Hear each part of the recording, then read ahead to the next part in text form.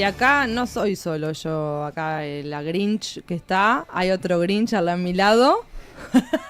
Esto es una percepción mía, pero porque hoy vamos a hablar de escritura y percepción desde la mirada de Rilke, con nuestro queridísimo columnista de Lector Infábula, Martín Cerizola. Un fuerte aplauso. Bienvenido. Buenas tardes, ¿cómo andan? Siempre es un placer recibirte, Martín. Sí, a mí me gusta venir también. Así Menos mal, porque estábamos preocupados. Tiene que pasar. Antes de empezar con meternos con Rilke.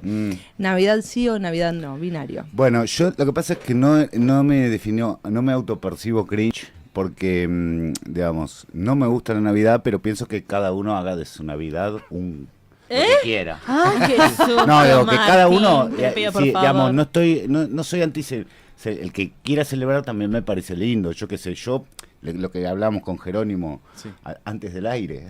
Yo me gusta más el fin de año, me parece que tiene más sentido porque es el cierre de un ciclo, tiene más símbolo ahí, el comienzo de un nuevo ciclo.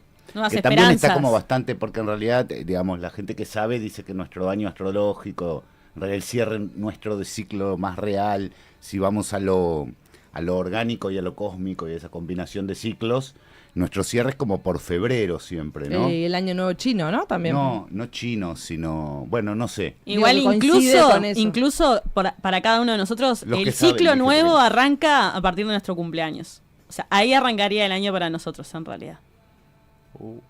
Pero lo vamos a discutir otro día. Dificilísimo. Eso es difícil. Antes de empezar con la columna, Diga. me quedó colgado un mensaje de los Judas. Dice, siempre pedíamos monedas para el Judas con mis primos. En mi falta de vocabulario cuando era chico, en vez de decir una monedita para el Judas, pedía una monedita pijuda. ¡No! Border. Que la inocencia te valga. Ojalá no Una haya plegaria pasado nada fálica. con ese niño. Bueno, nos metemos de lleno en el universo Rilke. Sí, Rainer Maria Rilke es un poeta del siglo XX, un muy buen poeta del siglo XX, un poeta de los más grandes que existen en el siglo XX. Hay muchos igual, pero él es uno, no lo digo yo, es un poeta que todavía es muy leído, sobre todo por poetas, pero en realidad es muy leído. Y sigue siendo traducido y publicado, o sea, sigue muy vigente, y se encuentran cositas como este que traje yo, que no es poesía, y que se llama El Testamento, que es un libro muy lindo. Ahí hay una foto de él en un castillo. Yo vamos a contar un poco esa historia de él en un castillo, porque es como, el mito de Rilke, que escribía en un castillo, y en realidad era un castillo que le habían prestado, entonces no pagaba alquiler, y era un castillo que se estaba viniendo abajo, y que cuando llovía se llovía, y que... Ayúdame, ¿no? loco. Entonces, como el mito de Rilke en el castillo, digo, es divina la foto, todo el castillo. Es la parte más linda del castillo, se ve. Pero claro, se moría de frío, imagínense el castillo, ¿no? La pasaba horrible, pobre Rilke. Un castillo sin guita para leña en invierno. No, que la regalan. no me acuerdo si en era en Austria o en Austria. Suiza, por ahí. Era en un lugar Duino. Ahora habrá que googlear bien dónde es Duino, porque ahí escribe él. Bueno, vamos de a poco, no me quiero adelantar, pero en realidad, ya que viene al caso, lo voy a dejar aparecer, que ahí escribe él en Duino digamos, él tiene, viviendo en este castillo que le presta una amiga de la aristocracia. En Italia. Le digo, andate ese sucucho, le dijo. Tremendo. Y él escribe 2 libros, en 2-3 semanas escribe en un furor, así en un frenesí creativo, escribe 2 libros que son 2 librazos además, no es que escribe cualquier 2 cosa. libros, escribe las elegías del Duino y escribe los sonetos a Orfeo, ¿no? Vamos a revisar del frenesí, que también me parece que es parte un poco del mito también, del autor que escribe poseído, bajo inspiración, y en realidad también hay pila de laburo, después de que él contaba esto como parte de su mito, también se encuentra pila de laburo y de hojas de él corrigiendo y haciendo versiones, ¿no? Una vez que sale todo, después como que la edición que claro. sigue. Pero bueno, Rilke nace en 1875, nace en Praga, que es la capital de la hoy República Checa, como Kafka, que nace muy cerquita de él, unos 4 o 5 años después que él. No sé si se leían, pero bueno, vamos a volver a ese vínculo y vamos a vincularlo también con Nietzsche, que también Nietzsche nace un poquito antes, pero nace 15 o 20 años antes. y Nietzsche publica por la época, y Rilke es muy nietzscheano, su poesía es muy nietzscheana. Pero en Rilke la diferencia es que... Cuando vos decís nietzscheana, ¿a qué te referís? Bueno, para Rilke también Dios ha muerto, y para Rilke también la sociedad sigue viviendo inmersa en valores obsoletos, ¿verdad? Y entonces el sentido no existe, y esto de tratar de encontrar el sentido es un absurdo. Pero para Rilke, en el caso de Rilke, esto es una celebración y una posibilidad, ¿no? Para Rilke es el canto, la posibilidad de cantar, que es hacer poesía para él, en el sentido de que si no hay no se trata de encontrar el sentido, sino de crearlo, porque el sentido no se encuentra porque no es que está dado, hay que crearlo, hay que inventarlo porque no existe. Y eso es como celebratorio. Bueno, sí, el sinsentido, pero no de una manera existencialista y atormentada o desgarrada y expresionista. No, el sinsentido como posibilidad de, bueno, invento yo el sentido, ¿no? Eso es como una pulsión creadora de Rilke, ¿no? El impulso de crear. También esto en los sonetos a Orfeo, el mito de Orfeo, vieron que es un semidios, hijo de un dios y una mortal. Tiene el don de la música. Con su música él puede amansar una tormenta, él puede calmar a una bestia, ¿verdad? Y se enamora de Eurídice, y Eurídice... de Eurídice se enamora también Hades, que es el dios griego de las tinieblas. Vieron que los dioses griegos se enamoraban de una mujer y la violaban, ¿no? O sea, Tranqui, no se eran quedaban violadores compulsivos los dioses griegos, digamos todo. Era como que querían algo y lo tenían, sí, no les importaba qué costo. Exacto, de hecho esto de que Orfeo era hijo de Apolo y de una mortal, bueno, Apolo se la habrá violado, no me acuerdo bien, pero me imagino. Cuenta corriente en la mitología. Bueno, no, y aparte Hades era el del inframundo. Hades es el dios del inframundo, el dios de los muertos. Y se enamora también de Eurídice, entonces hace que Eurídice está en el bosque, está en la pradera, y una serpiente la muerde y Eurídice muere, y esto es que la rapta Hades. Y Orfeo, que tiene ese don de la música, empieza a cantar desde esa pérdida. No puede soportar la pérdida, no puede resolverla, y decide descender a los infiernos, que con el poder de su música va a poder hacerlo, para rescatar a Eurídice, ¿no? Desciende a los infiernos, todo esto es el símbolo del descenso a los infiernos, ¿no? Y también luego, pacta con Hades, que Hades la va a tener 6 meses y Orfeo la va a tener otros 6 meses, ¿no? Está como quien tiene una tenencia compartida de un perro. Es preciosa la historia. Bueno, pacta con... Pero Hades le dice, vos tenés que llevarte a Eurídice hacia el mundo de los vivos sin ver nada, porque vos estás en el inframundo, no podés ver. Llévatela sin ver. Cuando llegues al mundo de los vivos, recién ahí podés abrir los ojos. ¿Él ¿verdad? o ella? Hades le dice a Orfeo. No, pero ¿quién no podía mirar? Él. Eurídice va a ir atrás tuyo. Vos vas adelante sin mirar y solo cuando llegues al mundo de los vivos.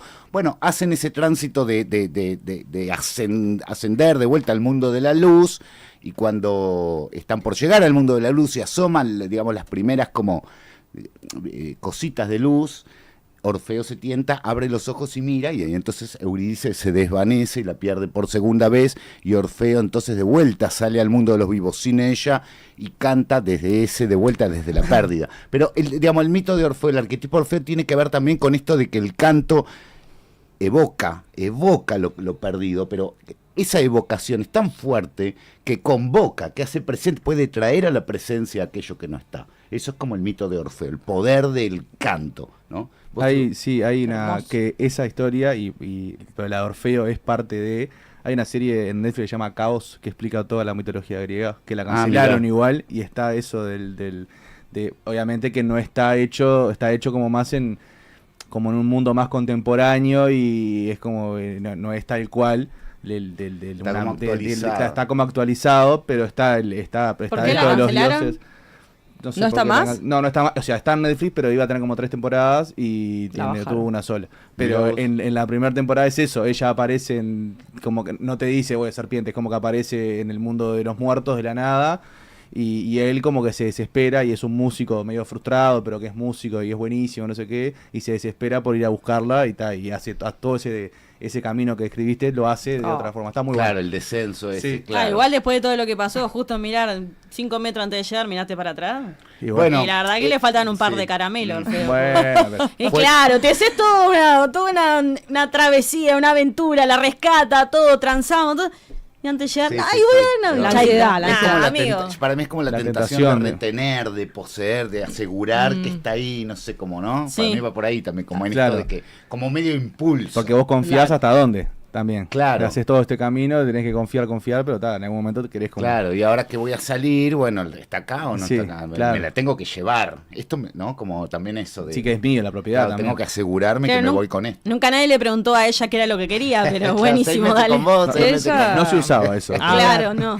No, y además pienso que también mirar atrás, como poéticamente, Sí. también eso de mirar al pasado. No mira, querés avanzar, mirar para Exacto, adelante, no mires para exacto, atrás. mirar atrás. Y mirar atrás también es como que nos pasa a veces, y el músico tiene mucho melancólico, eso de como el de ir hacia atrás, ¿viste? Como, bueno, y dale. que en el atrás se desvanece lo que vas a buscar, Claro. porque no está de Porque es una hecho. ilusión, Exacto. porque ya pasó, Sí. es una fantasía. Bueno, Rilke tiene esto, que tiene también, yo lo comparo, también vamos a volver a Rilke, lo comparo con Van Gogh, que Van Gogh es un artista plástico, pero en realidad tienen, y es un poco anterior es del siglo XIX, pero tiene esto con Rilke que es toda una época también, de la misión del artista, como del arte como oficio sagrado, ¿no?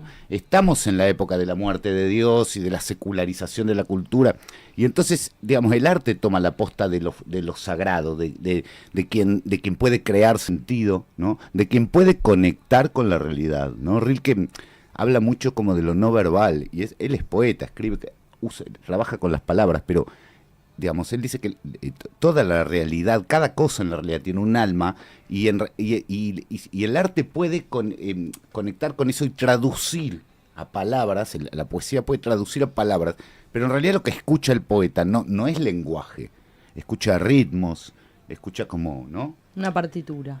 Exacto, y traduce a lengua, ¿no? Entonces, esa escucha, esto del oficio sagrado tiene que ver también con una ascética en el artista. Hay una ascética es una gimnasia, un entrenamiento, pero que va por adentro, se trabaja la percepción, ¿no? Tanto Van Gogh, por eso traigo a Van Gogh, traigo a Rilke, pero hablo de Cézanne que decía... Cézanne, él habla de la percepción, Cézanne propiamente, y del camino que debe hacer el artista para afinar esa percepción alienada que tienen las personas normales. Dice, ve el bebé, vieron, esto creo que ya lo hablamos una vez, lo que ve el bebé, ¿no? Si yo fuera un bebé, ¿no? Vería manchas, colores, formas, no estaría viendo todo. Si yo empiezo a ver personas que están sentadas en un micrófono, bueno, ya tengo una percepción que ya compone lo que percibe. Entonces, digamos, hay un camino en la percepción. Rilke dice, no dejo de prestar atención a los sonidos que me resultan más difíciles de captar, ¿no? Hay un camino de la percepción que busca afinarse, ¿no?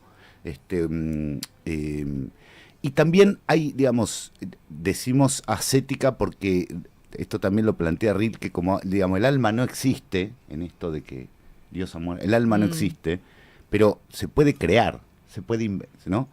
Si nosotros en esa ascética, Bataille lo trabaja muy bien en un libro que se llama La experiencia interior, que es esto de poder trabajar, digamos, eso, el alma no existe, pero se puede crear, ¿no? Se puede crear el alma. O se puede que no encontrar, existe. bueno, sí, capaz que es un balazo, pero se puede encontrar en otras cosas como más mundanas, en lo que decías de Van Gogh y lo que pintaba, por ejemplo, que no es tanto de no pinto grandes figuras o grandes, es como tal, capaz que pinto un paisaje o algo, que no como que encontrar eso, la importancia en eso capaz. Sí, sí, sí.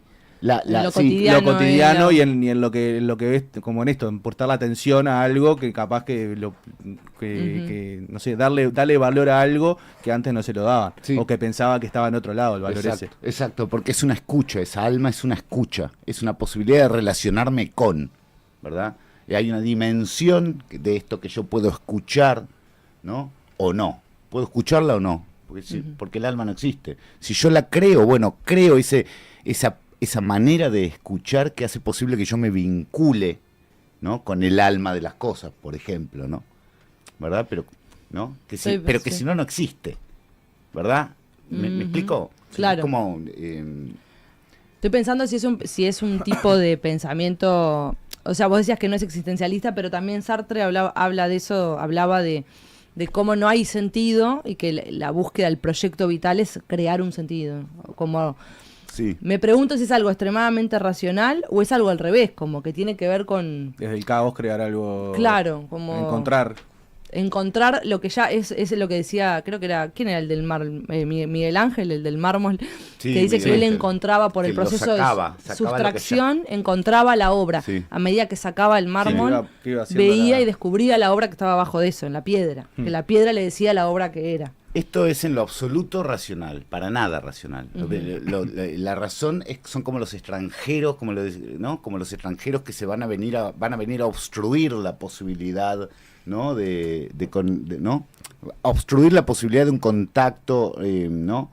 Sagrado con la vida, en esto ¿no? Del oficio sagrado del arte como la posibilidad de conectar con la vida. Pero va en contra de lo que era la tendencia en general en ese momento. Claro, porque él justamente no el racionalismo era poesía, ¿no? Lo de él es poesía, no es razón. Él, por ejemplo, tiene un libro muy lindo, que es muy recomendable, que se llama Cartas a un joven poeta. Ese es como el más conocido, Sí. ¿no? Es el más conocido. Bueno, pero eso no es poesía, son cartas que le escribe un poeta más reconocido, Rilke. Un poeta joven le escribe y le pide consejos de escritura. Y, por ejemplo, Rilke, en una de las cosas que le dice, bueno, mira, mucho más que la técnica del lenguaje o lo que puedes aprender de la metáfora o del retruécano o de lo que sea, si vos haces el ejercicio de mirar sostenidamente las nubes y ver como casi imperceptiblemente el viento desmenuza la nube, eso te va a enseñar mucho más a escribir que la técnica del lenguaje. Que los recursos lingüísticos. Entonces no es racional, es como de vuelta, un alma que en realidad lo que es esa alma es la posibilidad de escuchar y de relacionarme con una dimensión, y que eso yo después puedo traducirlo a palabra, porque en realidad yo me relaciono con algo que no habla mi lenguaje. ¿Verdad? Y eso ha quedado después, capaz, en el prejuicio que tenemos del artista. Capaz Sí, en eso de sí. que viste el artista que se cuelga con algo Sí, y ha dice, quedado, que es como sí. que, no sé, lo que Sí. estás refiriendo así es como eso, que el artista, como que está ido, Colgado. está ido, Sí. colgado Está con alguna cosita así y saca una maravilla de esa. Sí, seguro. Y también está bueno lo que decís, porque también los modos de ser artistas son epocales Claro, también. sí, sí. Y en realidad después también vienen las vanguardias, y las vanguardias van a traer como una autopercepción o una autoimagen de creador que es mucho más desenfadada, irreverente y lúdica, ¿no? Y como que le resta toda esta solemnidad. Lo que pasa es que Rilke es de estos poetas que en realidad también son estos los poetas del silencio, los que en realidad transitan experiencias y encrucijadas existenciales y después digamos, escriben, esos son, o sea, como que ellos escriben por necesidad, respondiendo a esa encrucijada existencial, que es un experimento en el que ellos se someten, la vida como experimento. Sophie Cole, no sé si la tienen, Sí, una artista una francesa, performer. Sí. performer francesa, Sí, que lo pienso. muy lectora de Rilke, digo, nada que ver, Rilke tiene esto de la poesía sumamente delicada y tallada. Bueno, Rilke trabajó con Rodin, era secretario del escultor Rodin, y él tiene esto de esculpir las frases, los versos, Rilke, ¿no? Nada que ver con Sophie Cole, que es una performer pero Sophie, Cruda, esto de la vida como experimento, ¿no? Que Simone Weil también, lo Sí, que contabas claro, la otra vez, sí. ¿no? Como eso de la percepción y de la presencia y la atención. Sí, o de que me cambio de vida y renuncio, ¿no? Y también de experimentar la realidad que estoy, no sé, queriendo probar. Y también otra cosita linda para decir de Rilke es cómo la poesía de él, en esto de que no es racional, rompe la lógica del significado.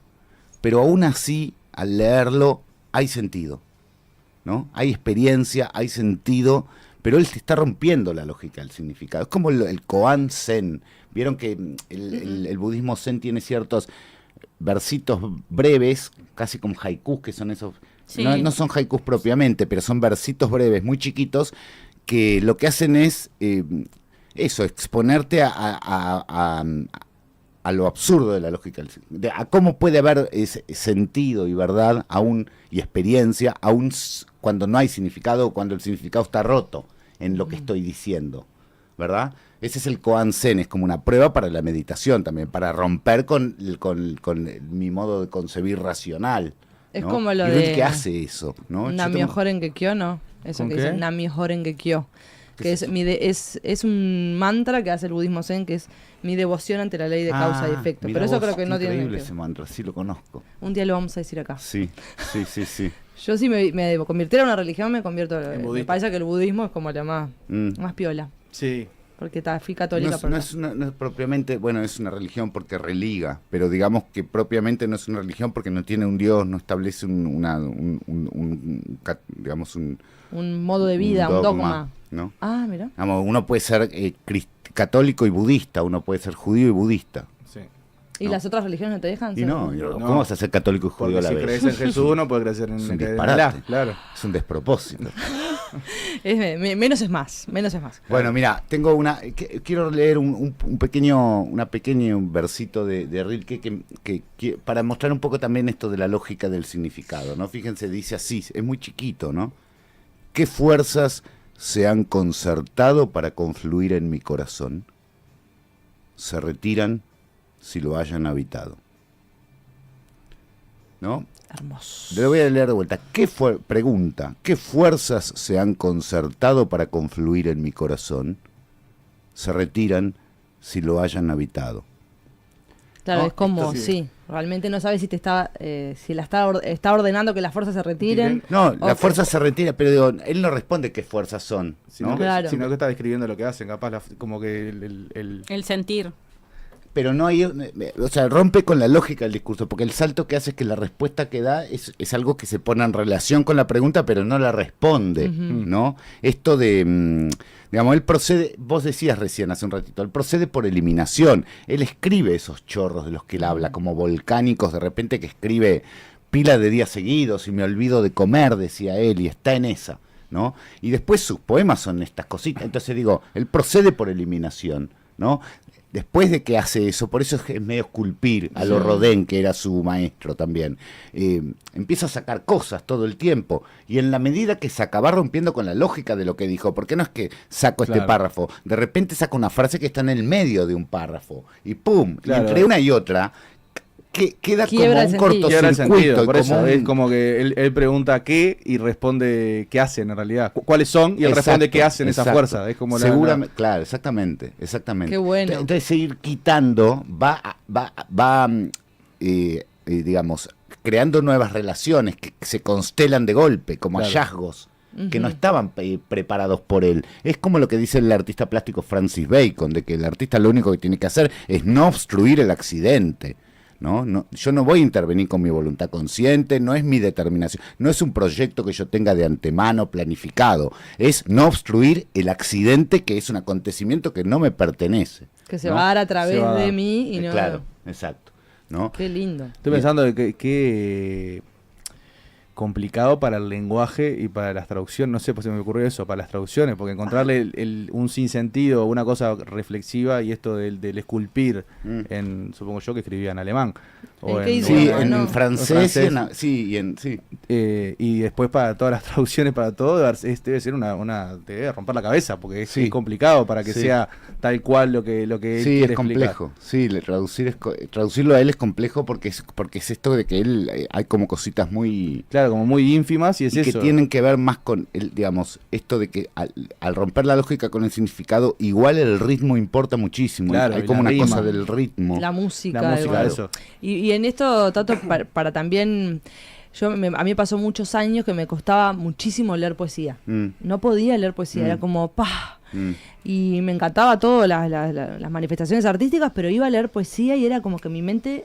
¿Cuál puede ser un buen pique para alguien que quiere leer, por ejemplo? ¿Qué se debe hacer? Para mí, a ver, hay una cosa, por ejemplo, que pasa mucho con Rilke, que es que si vos lees una traducción de Rilke que se hizo en gallego, iba a decir, vosotros, claro, te vas a querer matar. Te aleja. Entonces, como también la traducción importa, que bueno, que sea hecho, no sé, en Argentina, en Uruguay o en Latinoamérica, o en una lengua más neutra, pero si vos estás leyendo, es lo mismo que en las novelas, si estás leyendo una novela de Houellebecq, y de pronto te dice gilipollas, te querés matar. Claro, ¿no? Te saca. Claro. Te sacan. Entonces, como la película que cuando dice claro, no hay manera. Primero está bueno leer lo más cercano, que es mi propia lengua. Me parece como eso empezar para que la traducción no tenga esa mediación que de repente a mí ya me saca de ahí.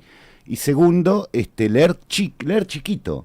¿Viste? Buscar autores, que los hay en poesía y incluso en ensayo y hasta en novela, que escriben chiquito. Hay novelas escritas en chiquito, que son parrafitos. Novelas, de repente, aforismos de Emile Cioran. Yo hablaba el otro día de Emile Cioran. Lo que lees de mi diccionario son pastillitas que son una frasecita o 3 frasecitas juntas, un parrafito que son 4 frases, o sea, leer así, de esa manera, enganchar con... ¿Viste? Leer aforismos, leer gente que escribe chiquito. Hay muchos poetas por ese lado. Estoy pensando en Hugo Mujica, en Alejandro Pizarnik. ¿no? Sí, Pizarnik está... También estos poemas de largo aliento son para alguien que ya está entrenado, porque para leer poesía hay que estar entrenado, porque es un lenguaje distinto. No es la lengua de todos los días nuestra, es una lengua que digamos que justamente... se resiste a la instrumentalización de la lengua, porque lo que busca es la vida de la lengua, y la vida de la lengua no es solo comunicar un significado, pues eso lo hacemos nosotros porque usamos la lengua y la cosificamos como un instrumento para decir esto, necesito decir esto, ¿no? Claro. Pero la lengua es un fenómeno también vivo, que en realidad la poesía lo pone en juego, y lo que muestra es que, porque también en el psicoanálisis, yo no me acuerdo si es Butler la que dice... que en realidad nosotros no somos conscientes de esto, pero en realidad importa mucho más la cadena del significante de lo que estamos diciendo que el significado, ¿no? Y si yo digo algo, la cadena del significante es también la cadencia del sonido de lo que estoy diciendo. Y si yo estoy diciendo la cadencia del sonido, pero estoy diciendo 4 sandías, digo, la cadencia... importa más que lo que estoy diciendo, porque también enuncia eso, ¿no?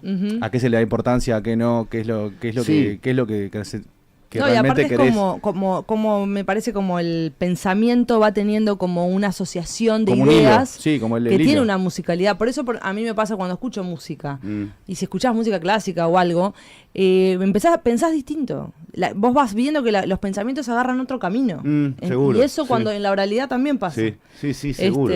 No, y pensaba que Juarros, que para mí es alguien que para empezar a leer también es fácil, porque habla muy así, pero a veces...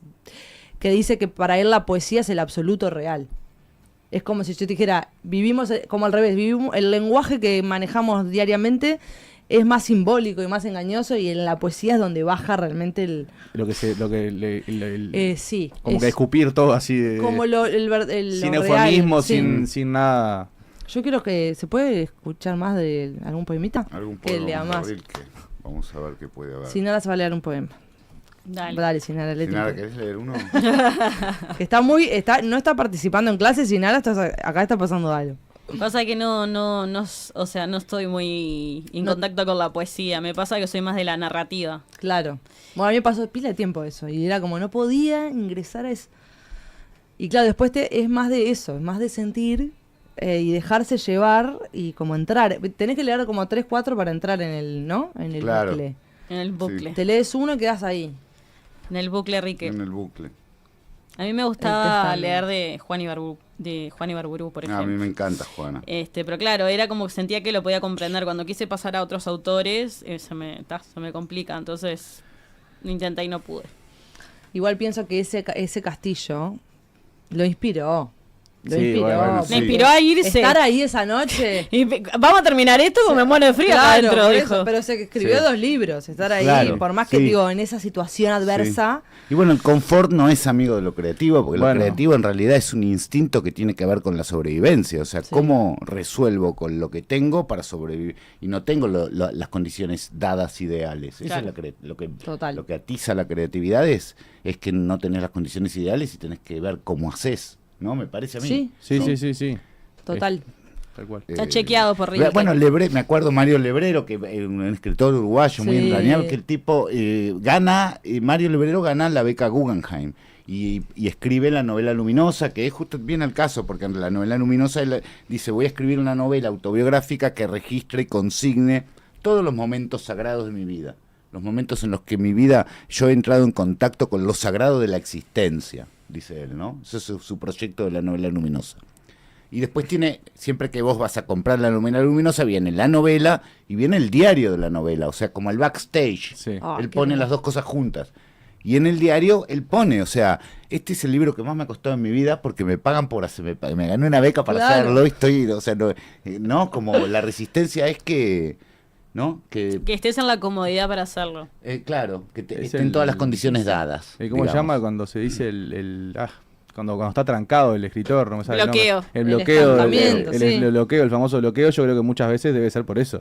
Porque una cosa es cuando a vos te fluye algo y te fluye escribir algo, y otra cosa es cuando ya entras en el negocio y estás obligado tenés que a hacer algo. eso, claro. Es como mucho más complicado. Sí. Por eso Sí, también sí. capaz que es eso, mucha gente bueno, no sé si era el caso porque no sé si estaba tan establecido esto de que te obliguen a producir, pero de que te pongas en una situación de pasarla mal para poder crear. Claro, no de pasarla mal, pero sí, Bueno, claro, estar que incómodo. vayas como zafando de los, ¿no? Sí, de olvidarte por lo menos de que Ah. tenés que tenés Sí. que crear obligado. Sí, sí. Sí, ponerte en cierto, o sea, siempre ponerte en cierto, no me acuerdo qué decía era Lucrecia Martel eso que decía, ¿no? Como que donde en realidad, donde no se puede estar es donde el creador tiene que ponerse, ¿no? Claro. No sé si pasarla mal, pero como ponerse en un lugar que no está siendo contemplado, por lo menos, ¿no? Sí, Como no despertar estés en una tu confort. Cómodo. Claro, como mirar lo que no ha sido erigido para ser captado. Sí, ¿no? ahí va, sí. Como prestar atención a todo eso que no está que no es parte del foco. Capaz, Total. ¿no? Claro. De determinados tipos de artistas, ¿no? Hay Claro. otros que no buscan eso. No, claro, sí, está Que van bien. hacia otro lado, Vas pero a lo Allá más ellos. seguro, No, capaz. Allá- No, mentira. que naveguen en su confort. Vamos a leer a Rilke. Tarán. Bueno, esto no es un poema, en realidad es parte de este libro más testimonial de él, ves. dice. A ver. Ahí te musicalizaron. Este estar solo en el que me he justificado desde hace 20 años no debe convertirse en unas vacaciones. No debería pedir una dicha que vele sobre mí. No debería pedir múltiples justificaciones. Nadie está justificado. La existencia es gratuita. Debo vivir sin fronteras dentro de dicha soledad. Si no es vasto, no vale la pena. No debo dejar de ser esa conciencia profunda, impersonal y ciega. No el yo de mi psicología básica, al que puedo regresar siempre, sino con el designio de arrancarme ahora rápidamente a los beneficios de ese yo y con la esperanza de que me sea necesariamente fecundo ese arrancarme, ese desposeerme, esa fuerza impersonal y ciega, ese modo espontáneo, no intencional, no reconocido, ese lugar desconocido al que pertenezco. Wow. ¡Ay, qué hermoso! ¡Ah! ¡Qué profundidad! Me encanta. Muy bien. Muy lindo. Bueno, Tato Cerizola, espectacular, como siempre. Y acá tenés otro. Lamentablemente no sé si es porque tengo una piedra en el pecho o qué, pero no puedo entrar en el mundo de la poesía, dice José. ¿Qué le recomendás para empezar? Vos ya lo dijiste, pero... Yo le diría a Hugo Mujica, que tiene unos libros de poesía con poemas, sobre todo los primeros libros de Hugo Mujica. Uruguayo. No, argentino. Argentino.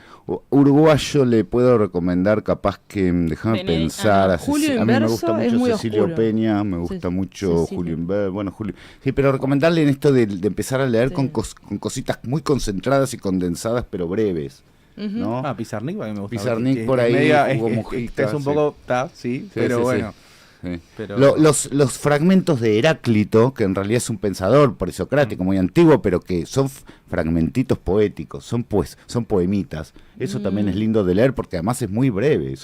Vos lo lees y son 2 frasecitas lo que está ahí.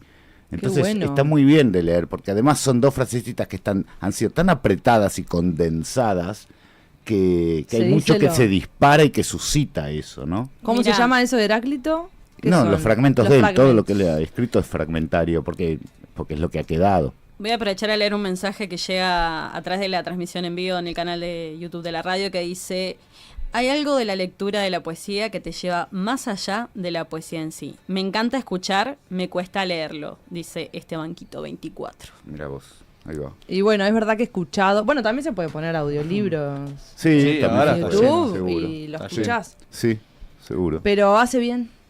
Hace bien. Bueno, Bueno, es una sensibilidad, o sea, en realidad tampoco es, o sea, no te tiene, tampoco es obligatorio porque está la obligación de que te guste, ¿no?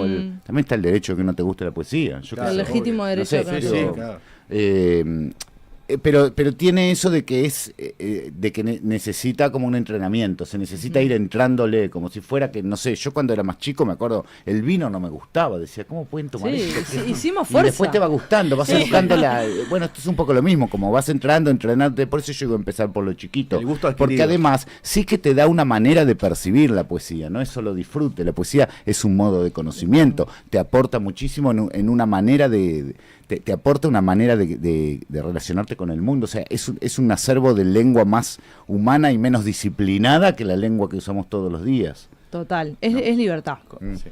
Voy a llorar. Con En el breve alcohol, estoy llorando. estoy pensando que con el alcohol pasa mucho esto de... ¿Cómo? El vino y la Con el poesía. alcohol todos somos poetas. No, bueno, también, Es verdad, pero es no, verdad. esto del gusto adquirido, de cuando lo pruebas por primera vez Ah, y sí, sos un asco, bueno, el vino, pues, claro, el vino, por el eso. whisky, hay un Sí, montón de cosas claro. que después le vas tomando la... Sí, pero con la comida, yo que sé, a mí el coliflor de chico era como que me daban Odiado. arcadas hasta Aceitunas olerlo. Y odiaba. ahora me encanta. Entonces digo, como no. Se entrena. No es que Claro. uno lo que le gusta es lo que me gusta y chau. Claro. Va cambiando. Exacto. Bueno, Tato Cerizola, un aplauso. A leer poesía, gente. Bueno, no sé si era del este, decía. Ese no es el mensaje, no es obligación. Sí. Porque eso es lo peor que le puede pasar a la poesía. A leer Sí. poesía porque les va a hacer bien, Van manga a de sanar. ignorante. No, eso no. Van a No. sanar. El que lea el que quiera y el que no quiera, digo, Claro, que lea otra porque cosa. lo Lea que otra uno cosa. encuentra en la poesía lo encuentra cada uno en Claro. lo que sea. ¿Te llega o no te ¿No? llega? Digo, hasta andando en bicicleta, que capaz que Obvio. alguien encuentra lo que yo encuentro en un poema. Entonces digo, no es Exacto. ¿no? Y a veces se puede escribir poesía sin leer poesía también. Que hay gente que le nace escribir y no lee. También existe eso, seguro que sí. Es todo Claro. muy bello. Mm. Bueno, nada, tengo Heráclito acá, que Ah. me lo voy a seguir viendo. Son como frases. Son Bien fragmentos. para mí, con déficit fragmentitos, atencional. aforismitos, pero... Bueno, nos vemos la semana que viene y nosotros vamos a tanda. Bueno, muy bien.